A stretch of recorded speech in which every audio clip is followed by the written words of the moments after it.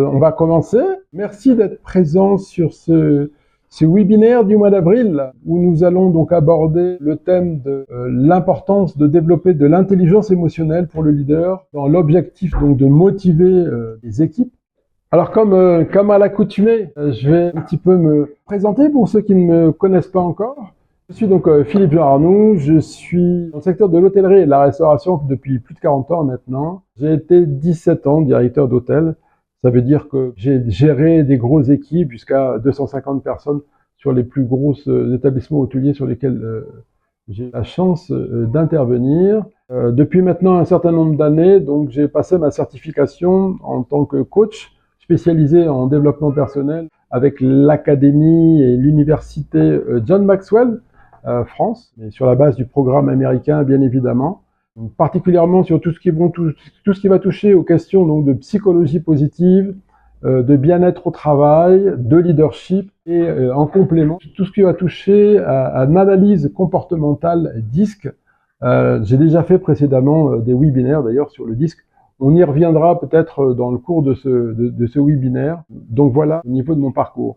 Donc moi ça fait maintenant 17 ans que je suis à Madagascar et donc je suis arrivé à Madagascar pour la petite info, pour ouvrir le projet En Bateau Vie.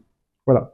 Donc, au cours de ces 15 années, vous allez me dire, mais qu'est-ce qu'il a fait, ce garçon, pendant ces 15 ans Voilà, un certain nombre de choses. Donc, première réalisation, ça a été donc en 2011, où j'ai ouvert donc mon premier cabinet de consultance, Madagascar Hôtel Consultant, qui a pour mission d'accompagner les établissements hôteliers sur la mise aux normes et aux standards internationaux, mais pas que, puisque en ce moment, par exemple, j'accompagne des clients sur l'acquisition de biens hôteliers ici sur Madagascar.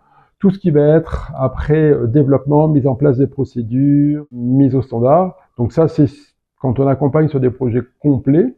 Ça peut être simplement sur des restructurations ou simplement sur des axes spécifiques. Beaucoup de formations en entreprise particulièrement, sur, on va dire, à peu près tous les métiers de l'hôtellerie. Puis, je suis également auditeur certifié Green Globe, qui est la première certification au monde en termes de développement durable. Et donc, on accompagne les établissements hôteliers aussi à mettre en place leur démarche durable, qui aujourd'hui est un incontournable dans le secteur du tourisme et de l'hôtellerie. Plus près de nous, comme je suis absolument passionné par le comportement humain et le développement humain, on a créé une autre marque qui est plus tournée, là, celle-là, par contre, sur le leadership et sur l'accompagnement des dirigeants et des cadres supérieurs au niveau de leur développement, les accompagner à, et on va en parler dans ce webinaire, dans l'importance de retrouver du sens dans ce qu'on fait au quotidien, dans notre travail, qui est quelque chose d'extrêmement important. Donc voilà, donc PG Coaching en 2021. Et puis récemment, le petit bébé, j'ai envie de dire, le petit dernier, donc 2025, on a lancé un grand projet qui s'appelle Madagascar Hospitality Academy, qui est une académie internationale sur le secteur de l'hôtellerie et de la restauration, avec un diplôme de Londres, ce qui permet donc aux jeunes malgaches qui souhaitent se lancer dans le secteur de l'hôtellerie et de la restauration, en travaillant sur des métiers de base, j'insiste, d'obtenir un diplôme international pour soit travailler à Madagascar, soit partir à l'international, sachant qu'il y a une très forte demande, et c'est aussi pour ça que j'ai créé cette académie. Voilà donc ce qui a été réalisé au cours de ces années. Donc je vous propose de regarder, de découvrir un petit peu le sommaire. Okay. Donc le sommaire, on a 6 points sur lesquels on va s'arrêter. Le premier point, c'est pourquoi la motivation des équipes est encore un déficit aujourd'hui. Et vous allez voir qu'il y a énormément de choses. L'intelligence émotionnelle, le socle du leadership moderne. On verra que la façon de manager de papa et de grand-père aujourd'hui, ça fonctionne plus franchement bien. Okay, c'est plus du tout adapté à nos temps. Tout ce qui va toucher, on n'en a pas forcément toujours conscience, mais on sabote nous-mêmes dans la relation qu'on a avec nos équipes et on sabote nous-mêmes notre motivation. Et justement, sur cette partie 3, on abordera les mauvaises pratiques qu'on a tendance à avoir. On parlera bien évidemment des leviers que constitue donc l'intelligence émotionnelle pour le leader, comment transformer son leadership et son management au quotidien, et puis bien évidemment le passage à l'action, puisque en termes de leadership, mais aussi de développement personnel, le passage à l'action est absolument fondamental. Alors, sans plus tarder, donc on va commencer.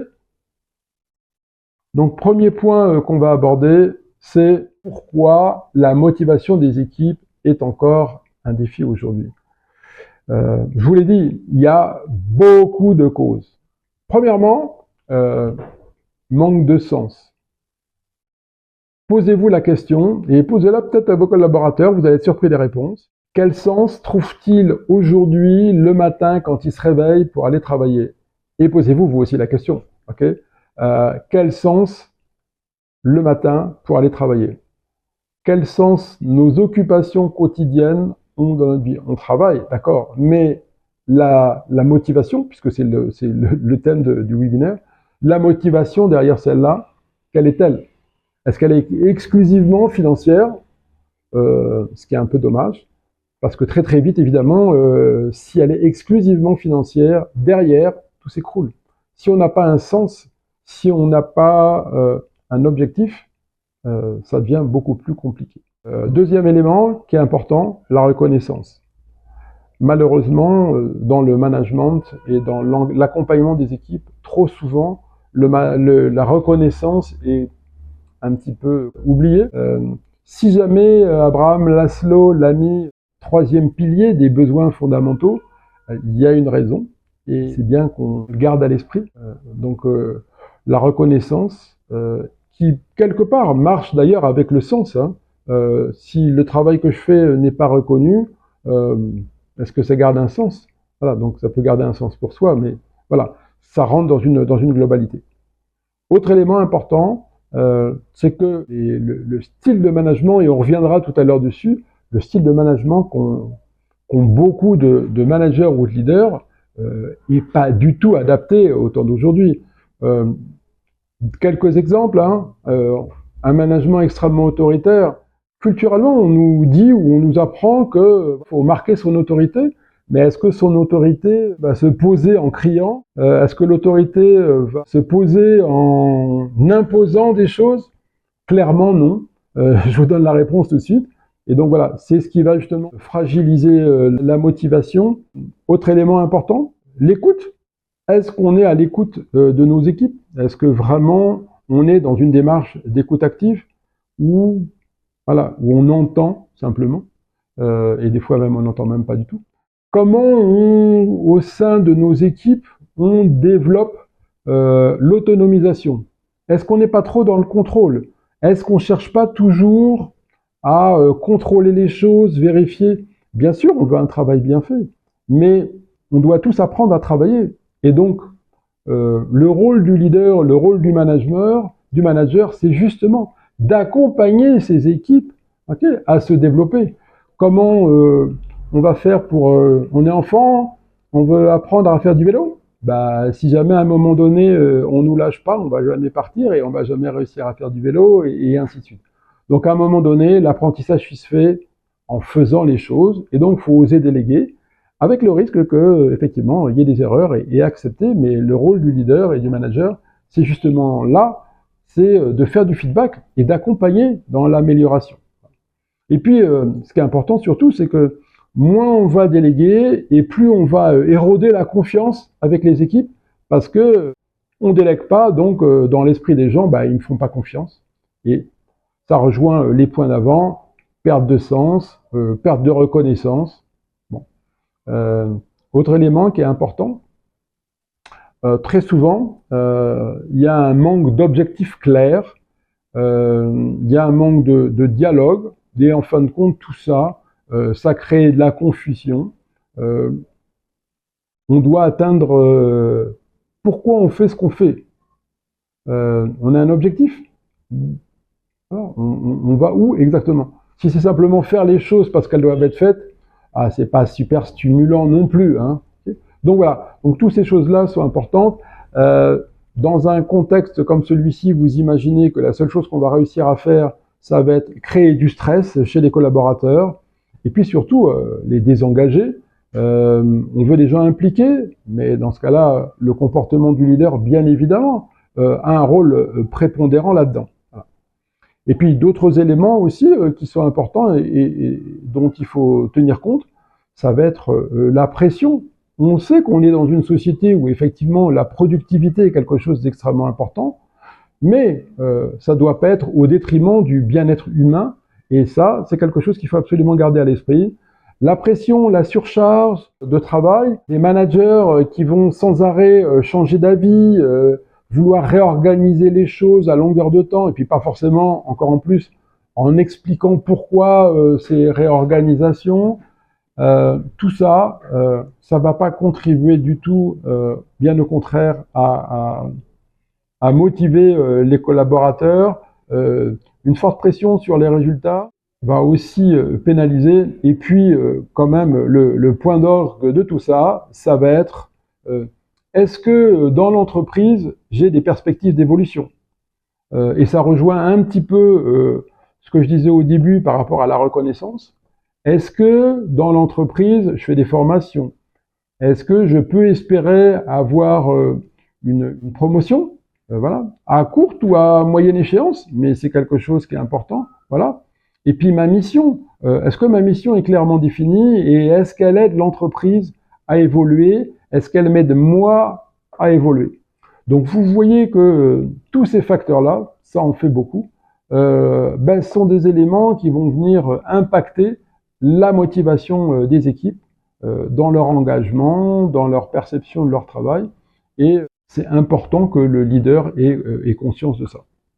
Alors, ce qu'il faut garder à l'esprit, c'est que la motivation ne se décrète pas. La motivation, c'est quelque chose qui se construit, et c'est évidemment en grande partie la responsabilité du leader, du chef d'équipe. C'est à lui de créer l'environnement adéquat de façon à ce que, justement, cette motivation puisse se construire. Donc, je vous l'ai dit précédemment, hein, le management d'aujourd'hui, le management classique de nos anciens, on va dire, n'est plus du tout adapté aujourd'hui. Aujourd'hui, ce qu'il faut faire, c'est vraiment aller sur des facteurs émotionnels et mettre ça vraiment au centre de la performance des équipes. J'en veux pour preuve, je vais vous donner quelques exemples. Je suis dans le secteur de l'hôtellerie, donc c'est un secteur que je connais plutôt. Et je vais vous donner des exemples pour vous montrer à quel point aujourd'hui, tous les grands groupes internationaux en hôtellerie et en restauration font un focus maximum sur l'importance de l'intelligence émotionnelle au niveau de leurs cadres et de leurs dirigeants. On va commencer simplement par le plus grand, qui est donc le groupe Marriott et Hilton. Marriott et Hilton, eux, dans le recrutement de leurs cadres supérieurs et de leurs directeurs d'hôtel, ils accordent 80% de la notation du recrutement de leurs collaborateurs sur des niveaux supérieurs à l'intelligence émotionnelle par rapport à 20% simplement de compétences techniques. Donc vous voyez les proportions, c'est quelque chose d'extrêmement important. Ce qui démontre bien que l'intelligence émotionnelle est vraiment la partie forte, la partie dure de ce qu'ils attendent des leaders. D'autres exemples, si on prend par exemple le groupe Accor ou Intercontinental, Accor qui est quand même aujourd'hui le leader en Europe en termes d'hôtellerie, mais qui se développe énormément aussi à l'international et particulièrement en Afrique. Et bien là, l'objectif du groupe Accor, par exemple, c'est effectivement, bien évidemment, toujours, on va regarder de très près l'intelligence émotionnelle, mais là, on va l'utiliser un petit peu différemment. Si vous voulez, compte tenu du fait que c'est en règle générale des Occidentaux qui partent dans des pays comme l'Asie du Sud-Est ou l'Afrique, eh bien là, ils regardent l'intelligence émotionnelle sous l'aspect multiculturel, où le côté social que va apporter, et on va le voir en suivant, va apporter donc cette capacité d'intelligence émotionnelle, va permettre de comprendre les populations diverses auxquelles les directeurs d'établissement vont être confrontés. Et puis des statistiques scientifiques qui ont été faites et des études qui ont été menées de façon très très sérieuse, où par exemple on s'est aperçu dans le secteur de l'hôtellerie que 90% des top performers avaient une intelligence émotionnelle supérieure à la moyenne et que ces gens-là, quand ils étaient opérationnels, quand ils étaient en exploitation, par rapport à la moyenne, ils étaient plus performants, dans leurs résultats de 22%. Voilà. Et puis pour terminer, dernier grand groupe, le groupe Hyatt Hotel, qui lui, au niveau donc de l'intelligence, de l'évaluation du QI, du QE, va regarder notamment la proportionnalité de l'empathie de ses collaborateurs, justement pour pouvoir, dans le cadre d'un directeur d'hôtel, être en phase à la fois avec ses collaborateurs, mais aussi en phase et ressentir justement avec ses clients et être plus en adéquation avec ses clients. Voilà. Donc voilà, déjà on pose bien le cadre et on voit aujourd'hui que dans un secteur qui est un secteur de service, qu'est l'hôtellerie, mais ça veut dire qu'à côté il y a énormément d'autres services, d'autres métiers de service, hein, quel que soit le secteur d'activité. L'intelligence émotionnelle aujourd'hui joue un rôle majeur. Alors, l'intelligence émotionnelle aujourd'hui, c'est vraiment, on vient de le voir, le socle du management moderne. Alors c'est important quand même de s'arrêter 30 secondes là-dessus. L'intelligence émotionnelle, c'est pas le monde des bisounours, hein. C'est pas être gentil avec tout le monde, loin s'en faut. Et d'ailleurs, on va regarder un petit peu de quoi est fait et qu'est-ce qu'on met derrière ce mot-là, intelligence émotionnelle. Donc, que nous dit la définition donc de l'intelligence émotionnelle? Donc, l'intelligence émotionnelle est la capacité à reconnaître, comprendre et gérer ses propres émotions ainsi que celles des autres. On voit bien là qu'il y a plusieurs notions qui sont importantes.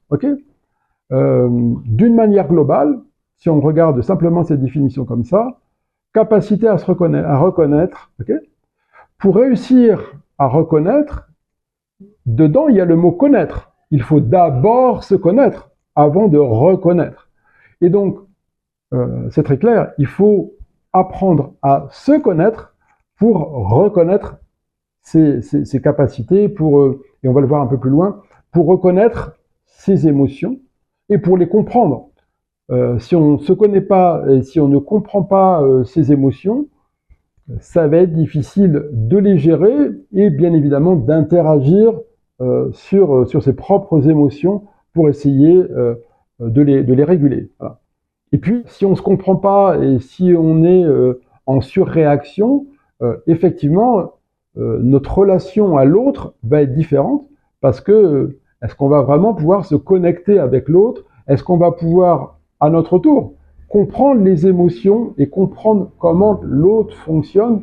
Et vous le savez tous, on a tous notre propre réalité, on fonctionne tous, et c'est au travers du disque régulièrement ce que je démontre, on communique tous à travers notre personnalité propre et on communique comme nous sommes avec notre personnalité, ce qui n'est pas forcément le cas de notre interlocuteur. Et c'est pour ça que c'est important d'être en empathe avec notre interlocuteur. Donc, l'intelligence émotionnelle se base sur 4 piliers qui sont importants. Conscience de soi, maîtrise de soi, conscience sociale et gestion des relations. Conscience de soi, c'est pas possible d'interagir sur ses émotions si on n'a pas conscience des émotions qui nous traversent.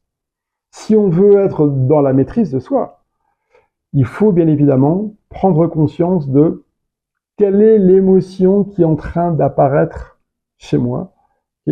Qu'est-ce qui ressort? Je ne sais pas si certains d'entre vous font de la méditation, mais aujourd'hui on parle beaucoup de méditation consciente. Et donc voilà, d'être dans l'instant et ressentir ces émotions, ressentir ce qu'il y a au niveau de notre corps, ressentir les modifications qui se passent à l'intérieur de nous, c'est vraiment quelque chose qui est important. Parce que si on ne le ressent pas, comme je vous le disais précédemment, on ne peut pas interagir là-dessus. Et c'est à partir de ce moment-là où justement on commence à comprendre et à ressentir ces émotions qu'on peut alors interagir avec l'autre, puisqu'on va moduler, et c'est ce que je vais vous expliquer après, on va moduler justement sa communication et on va agir différemment. Voilà.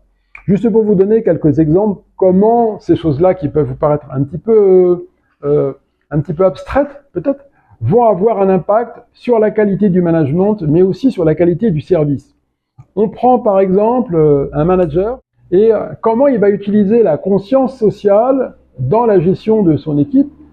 Eh bien, par exemple, si jamais il y a un conflit avec un groupe entre plusieurs personnes, c'est pas en imposant son autorité qu'il va réussir à régler la situation, bien au contraire, ça risque de l'envenimer plutôt qu'autre chose, mais justement en faisant preuve d'intelligence émotionnelle et en allant calmement écouter les émotions des autres, en allant essayer de comprendre vraiment quels sont les manques, quelles sont les choses calmement qui font que il y a des frictions. Okay, quelle est la causalité réellement profonde, émotionnelle de ce conflit, par exemple. Si on prend un autre exemple sur la maîtrise de soi, un leader qui va vouloir lancer une action et puis malheureusement ça se passe pas comme il veut, c'est un échec comme on dit parfois. Quelle capacité a-t-il à rebondir là-dessus? Et là on parle aussi d'intelligence émotionnelle, hein, c'est conscience de soi, c'est maîtrise de soi. Est-ce qu'il s'écroule, il se décourage, ou alors est-ce que là justement il trouve un rebond, il trouve une force et il adopte plutôt un profil de grow mindset en se disant là j'ai une opportunité d'apprendre, ok, donc là cette méthode là, ok, qu'est-ce qu'il y a de bon, qu'est-ce qu'il y a de moins bon, est-ce que je laisse tout, est-ce qu'il y a des choses que je reprends. Et puis peut-être pour terminer, puisque on est quand même sur des secteurs d'activité de service, donc reconnaître aussi le stress chez un client qui est mécontent par rapport à la prestation de service qu'on lui a donnée. Quelle capacité va avoir son interlocuteur à comprendre ce mécontentement et à ne pas surréagir, mais au contraire, emmener la relation dans une relation empathique, où justement, on va au contraire calmer le jeu, et je vous donnerai d'autres exemples un peu plus loin, de façon à reprendre un dialogue positif avec notre client. Donc vous voyez tout ça, cet ensemble de choses, ce qui est important à garder à l'esprit, comme beaucoup de choses en termes de développement personnel, eh bien ce sont des compétences. Et c'est des compétences qui se développent. Et l'intelligence émotionnelle, et comme la confiance en soi, comme l'estime de soi, comme toutes ces choses-là, c'est des compétences qui s'acquièrent, qui se travaillent et qui se travaillent au quotidien. Et c'est peut-être là que parfois c'est un peu compliqué, mais si on veut arriver à un résultat, si vous plantez des fleurs, si vous les arrosez pas régulièrement, elles vont pas pousser. Et ben là, c'est absolument la même chose. Hein. C'est une compétence qui doit se travailler au quotidien et voilà. Et vous avez la chance de pouvoir le développer avec vos équipes. Il faut vraiment en profiter. Donc, je vous l'ai dit tout à l'heure, on a abordé, malheureusement, souvent, dans le management qu'on conduit, on ne nous apprend pas à regarder les pièges qu'on pose nous-mêmes dans notre comportement vis-à-vis de notre équipe. Et ce que je vous propose de regarder ensemble maintenant. Donc, toutes ces habitudes qui vont petit à petit détruire la motivation des équipes. Alors tout d'abord, il va y avoir, on en parle souvent, mais c'est important de le répéter parce que moi je le vois régulièrement à droite et à gauche quand dans mes déplacements, la critique en public. C'est profondément humiliant pour les gens. Dans mon secteur d'activité, en tous les cas, moi quand je vois un directeur qui, excusez-moi de l'expression, engueule son personnel devant les clients, déjà je sais que le manager est absolument pas professionnel parce que c'est certainement pas quelque chose qu'il faut faire. Et en plus, c'est très douloureux, effectivement, pour la personne qui se prend les remarques. Le rôle du leader, il est là pour protéger son équipe. Il est là pour créer de la sécurité avec son équipe. Il n'est pas là pour la dézinguer à la première occasion, si jamais il y a un problème. S'il y a un problème, on prend les gens à part, on règle le problème avec le client, poliment, calmement, et puis après, on prend les gens et on fait un feedback. Et le rôle du leader, il est là pour aider les gens à grandir. Il n'est pas là pour taper et casser du bois. Autre élément qui est important, ça va être le fait d'imposer les tâches en urgence, même si effectivement l'image des anciens était celle-là, mais aujourd'hui on n'est plus dans ce monde-là. On voit bien que tout bouge et que les générations d'aujourd'hui sont dans une autre approche, dans une autre attente. Et donc imposer des tâches en urgence, on a besoin d'adaptation, on a besoin de comprendre, de donner du sens à ce qu'on fait, et donc mettre la pression, quelque chose de positif. Voilà. L'autre élément, on l'a abordé rapidement tout à l'heure, c'est le fait de changer les objectifs sans explication. Les gens ont besoin de comprendre ce qu'ils font. Vous avez, je fais encore référence, excusez-moi, au profil DISC. On considère que 63% de la population dans le monde est un profil vert, donc c'est-à-dire des gens stables. Et les stables, ils ont besoin de stabilité, justement, de sécurité, de constance. C'est les gens qui ont absolument horreur du changement. Donc imaginez, si on dit que 63% de la population, ça veut dire que dans vos équipes, fonction de la taille de vos équipes, mais vous en avez au moins 3 ou 4 qui sont donc des stables, et ça veut dire que chaque fois que vous les changez, pour eux c'est un tsunami, hein, vous imaginez même pas. Donc le fait de changer les objectifs, voilà, il faut qu'on puisse se préparer, il faut avoir l'adhésion de l'équipe aussi. Quand on change, on veut de l'engagement, on veut de la motivation. Voilà, on va créer le climat nécessaire de façon à aller vers cet objectif. Ordonner sans justifier. On est à l'heure de l'IA et de la robotique, sauf qu'on travaille encore avec des humains, et donc aujourd'hui, ordonner, faut l'accompagner d'autre chose, faut plutôt expliquer, et voilà. Et je rejoins ce que je disais tout à l'heure, donner du sens. L'engagement sera pas le même si la personne elle comprend pas pourquoi elle doit faire ceci et elle doit faire cela. Et puis jouer les petits chefs, simplement ordonner sans donner d'explication, c'est j'ai envie de dire, c'est un peu démodé, voilà. Et puis pour terminer, ça va être aussi, et c'est le lien direct avec l'intelligence émotionnelle, ignorer les émotions de ses collaborateurs. Vous avez un certain nombre de managers et de leaders qui n'entendent pas, qui ne voient pas le stress de leurs collaborateurs. Quand quelqu'un va leur dire qu'ils sont pas bien, qu'ils sont fatigués, qu'ils sont stressés, ou qui vont exprimer des émotions. Même si je sais que malheureusement, souvent dans la culture malgache, ça se fait pas trop d'évoquer ces émotions, mais bon, voilà. Le manager va d'un revers de manche ignorer tout ça et va dire ouais, t'inquiète pas, c'est bon, ça va passer. C'est nier complètement à la fois l'individu, c'est nier l'existence de l'autre et de choses quoi qu'il concerne. C'est aussi donner une image un peu d'un manager qui va être un peu déconnecté de la réalité, parce que souvent c'est ça. Et puis la seule chose qu'il va réussir à faire surtout, c'est briser la confiance de son équipe. Okay, et malheureusement, avec ça, il va aussi entamer la productivité de son équipe, puisque évidemment l'équipe sera moins motivée, donc moins engagée, et si moins engagée, bien évidemment, beaucoup moins productif.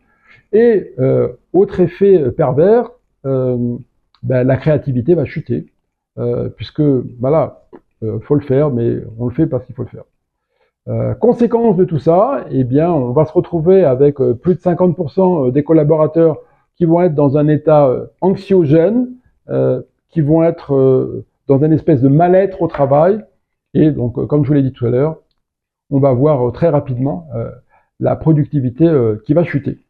Alors, on parle des points qui sont négatifs. Hein.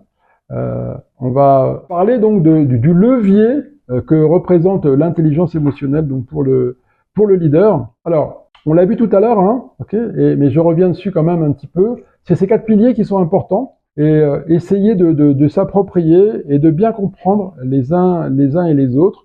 Donc sur la conscience de soi, la gestion de ses émotions, l'empathie et avoir des relations apaisées avec son interlocuteur, et l'ensemble de tous ces éléments va donc nous permettre d'avoir des interactions positives et qui vont motiver les équipes. Alors, j'insiste sur les quatre piliers, et puis au passage aussi, hein, conscience de soi et gestion des émotions. Conscience de soi, je vous rappelle rapidement les 6 émotions qui ont été identifiées donc par Paul Ekman, qui sont donc la joie, la tristesse, la peur, la colère, la surprise et le dégoût. Donc ça, c'est des choses alors après, on les décline hein, sous plein de formes différentes, mais ça, c'est des choses qui vont apparaître. Peut-être que celles qu'on verra qui sont le plus dangereuses, peut-être, quand on travaille, ça va être effectivement ces questions de peur et ces questions de colère. Vous avez des gens qui sont extrêmement colériques, et ça, c'est lié justement à des questions d'éducation et de personnalité. Alors, conscience de soi pour sentir ces émotions apparaître en nous et pouvoir les gérer pour derrière avoir une relation apaisée et donc dans la relation avec nos collaborateurs, bien évidemment, interagir de façon positive. Une petite astuce, quand vous sentez par exemple que vous avez été blessé, quelque chose qui vous a contrarié, essayez de prendre un peu de recul, 10 secondes. 10 secondes de pause, ça va très vite 10 secondes, hein. Alors, 6 secondes jusqu'à 10, vous allez voir, ça va très très vite. Et donc, simplement faire une pause. J'attire juste là votre attention sur, on est dans une société d'action. On est dans une société où on nous demande tout le temps d'être performant, dans la vie privée, dans la vie professionnelle, tout le temps.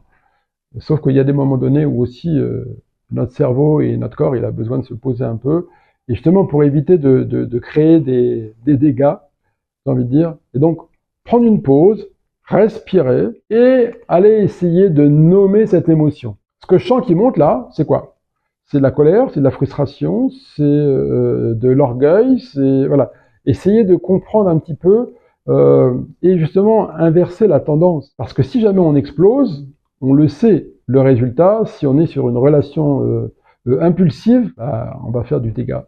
Alors que c'est pas du tout l'objectif. Et donc, essayer de se poser et respirer, hein, parce que la respiration envoie justement à notre cerveau des messages, un message donc justement d'apaisement et que tout va bien. Et donc plutôt convertir ça en empathie dans l'échange qu'on va avoir avec autrui. Et donc c'est ça, hein, la prise de conscience.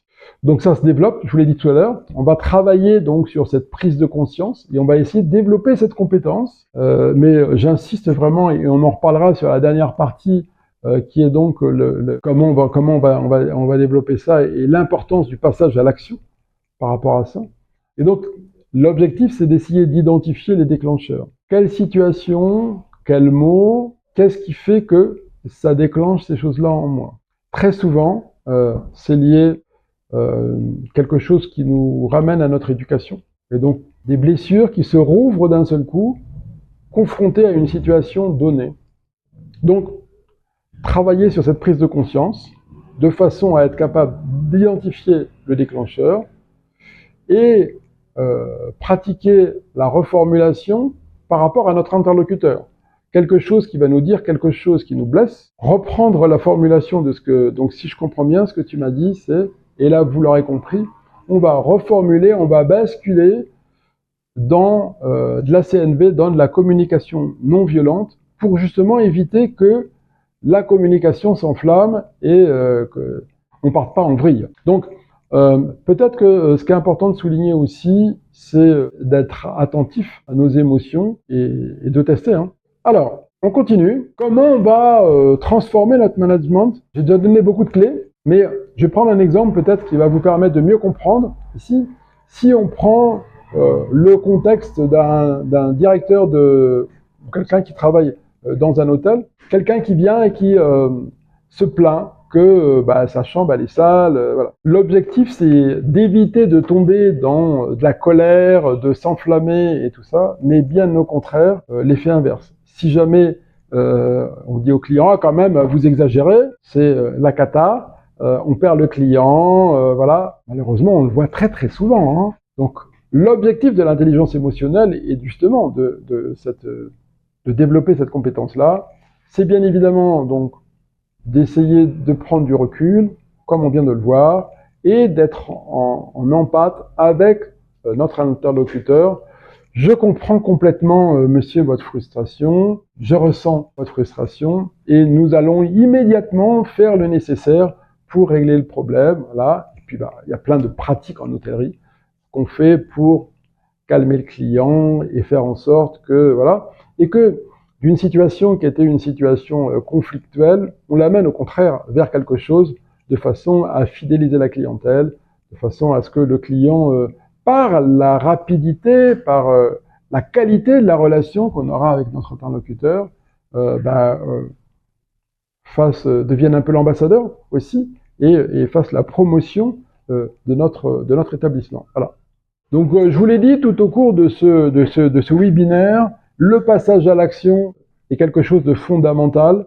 Vous savez, on a déjà ce qu'il faut rappeler, c'est que dans son setup originel, le cerveau est toujours à la recherche des habitudes. Il a horreur des changements, ok, et il est toujours à la recherche du confort.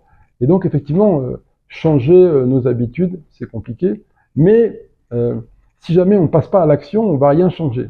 Moi, je prends toujours comme référence quand la nouvelle année arrive, okay, 31 janvier, 1er décembre, oh là là, alors là, 1er janvier, oh là là, on fait plein de vœux. Alors cette année, hein, on va y aller. Okay, ouais, d'accord. Donc de 2 janvier, on est à la salle de sport, mais le 1er février, on a déjà arrêté, c'est déjà fini, ou autre chose, j'en sais rien, arrêter de fumer, maigrir, ce que vous voulez.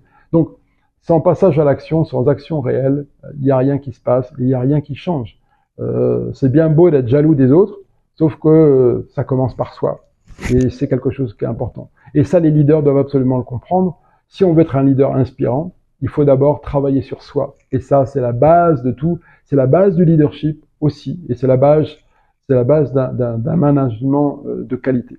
Alors, donc ce qu'il va falloir retenir donc de ce webinaire sur l'intelligence émotionnelle, c'est que aujourd'hui, c'est donc l'outil principal pour réussir en matière de leadership, pour l'accompagnement de ses équipes, pour l'épanouissement de ses équipes et pour développer la motivation, la productivité, l'engagement des collaborateurs. Je vous l'ai dit plein de fois, ça commence par toi. C'est toi le chef d'équipe, donc le premier boulot, c'est toi qui dois faire le premier pas, travailler sur toi pour changer tes réactions. Ça se change, c'est quelque chose qui peut se changer. Je ne dis pas que c'est facile, il y a un vrai travail à faire, mais c'est possible. On a plein de grands leaders qui nous entourent et qui nous inspirent, et voilà, ils le font, et tout le monde est capable de le faire. Aujourd'hui, il y a plein d'études qui démontrent la plasticité du cerveau et comment on peut changer les connexions neuronales, et réorganiser, j'ai presque envie de dire, son cerveau en fonction de ce qu'on envoie comme énergie, qu'on met dedans, en quelque sorte. Voilà. Et puis, pour conclure, voilà, tous les jours, va falloir être justement dans cette démarche-là où, dans chaque discussion qu'on va avoir, il va falloir essayer d'être dans de l'écoute, d'être dans de l'empathie, okay, au lieu d'être dans de l'agressivité, parce que ça peut partir très très vite. Okay. Il suffit d'un mot, d'un échange, et parce qu'on est fatigué, parce qu'on est stressé, parce que, je sais pas, pour plein de raisons. Et donc, être en permanence à l'écoute de son corps, être en permanence à l'écoute de nos émotions qui vont remonter, de façon à garantir d'avoir justement une relation apaisée avec ses collaborateurs. Voilà ce que je pouvais vous dire donc sur ce webinaire tourné sur l'intelligence émotionnelle. J'espère que ça vous permettra aux uns et aux autres d'amener des vrais changements dans votre leadership, dans votre management, auprès de vos équipes. Et je vous informe qu'on fait une formation sur l'amélioration de l'expérience client grâce à l'intelligence émotionnelle, donc le 22 avril prochain. Donc, vous pouvez déjà vous inscrire si vous nous suivez sur nos pages LinkedIn, Facebook, ou nous contacter directement ici au niveau du cabinet. Il n'y a pas de souci. Voilà. Les prochains webinaires, le prochain qui aura lieu le 13 mai a donc pour thème équilibre vie professionnelle et vie personnelle des leaders. Donc là, on se tournera plus, comme d'habitude, donc plutôt pour les leaders qui sont dans le secteur de l'hôtellerie et de la restauration. C'est des métiers qui sont effectivement assez stressants, où on vit un peu à contresens et en décalage avec la société. Et donc voilà, et donc on verra ensemble comment équilibrer tout ça. Et puis, au mois de juin, il n'y en aura pas, parce que moi, je ne serai pas là, parce que je serai en vacances. Et donc, on va sauter le pas. Et on se retrouvera donc au mois de juillet, donc le 15 juillet, pour une formation sur un leadership inclusif dans les hôtels performants. Voilà. Comment on travaille dans l'inclusion au niveau des hôtels, dans sa façon de guider ses collaborateurs. Voilà. Voilà pour ma part. Est-ce que donc je vous mets nos coordonnées si vous voulez nous contacter. Surtout si vous avez s'il y a des thèmes particuliers que vous souhaitez que j'aborde au cours de ces webinaires, puisque donc c'est quelque chose que vraiment on fait à grand plaisir, donc tous les mois. N'hésitez pas, où vous pouvez nous contacter, où vous pouvez nous joindre, que ce soit sur les réseaux sociaux, que ce soit même, vous avez mon adresse email là. Donc n'hésitez pas à me contacter.